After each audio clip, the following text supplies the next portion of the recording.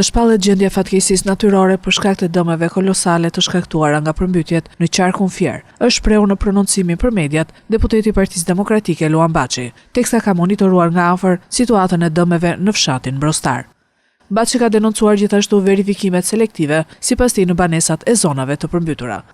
Jam këtu për të denoncuar, jo për të shfrytëzuar politikisht dhe për ta përdorur një fatkeqësi natyrore për përfitime politike, absolutisht jo, por ama për të vendosur pikat mbi. Ju jeni vetë dëshmitar dhe shikoni se çfarë ka ndodhur këtu në Brostar. Janë mbytur stalla, bazë ushqimore, dëme kolosale të banorëve. Dëme kolosale të banorëve dhe çfarë ndodh? Si pushteti qendror, edhe pushteti lokal. Absolutisht kanë filluar të nxjerrin ekipet e evidentimit të dëmeve, që siç e kanë zakon për t'i evidentuar me selektime, dhe këte kanë filluar nga Ferrasi, nga Qerveni, unë që ande ja vi. Këtu akoma nuk po interesohet njeri fare se kush do vi apo çfarë dëmesh kanë ndodhur, që dëmet janë kolosale. Ja një zonjë po denonson dhe që parë tu, babai saj për pak është mbytur bashkë me lopën, këtu brenda në këtë liçen të krijuar artificialisht. Patjetër qeveria dhe kryeministri nuk duhet gënjejnë banorët.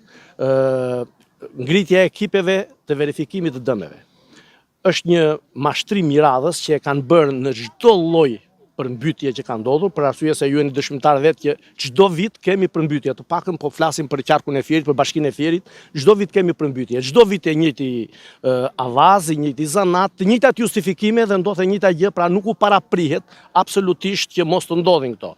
Dhe ekipet e verifikimit të dëmeve janë ekipe klienteliste, ekipe nga bashkia që më shumë verifikojnë militantët e tyre, njerëzit e tyre dhe bëjnë dhe selektime. Opozita, Partia Demokratike do ta ndjeki me vëmendje këtë proces. Unë jam këtu bashkë me kryetarin e Partisë Demokratike Dega Fier, që është dhe antar i Këshillit Bashkiak në Fier, ku do të interesohemi tek Këshilli Bashkiak për të pasur një transparencë tek evidentimi i dëmeve, por në qoftë se nuk shpallet gjendja e fatkeqësisë natyrore, që kryeministri nuk e shpall në mënyrë të qëllimt, ajo është thembra e akilit. Në qoftë se shpallet gjendja e fatkeqësisë natyrore, atëherë me ligj janë të detyruar të bëjnë një dëmshpërblim 100% të gjithë banorëve, edhe për banesat e tyre, dhe për orendit shtëpiake, edhe për bazën ushqimore, edhe për bagtitat ku ka humbje dhe për çdo gjë tjetër. Parë në këtë këndvështrim, pra kemi përsëri një propagandë, kemi përsëri një mashtrim dhe absolutisht presin që të vi përmbytja e radhës, të zëj dhe të shuaj përmbytjen paraardhëse.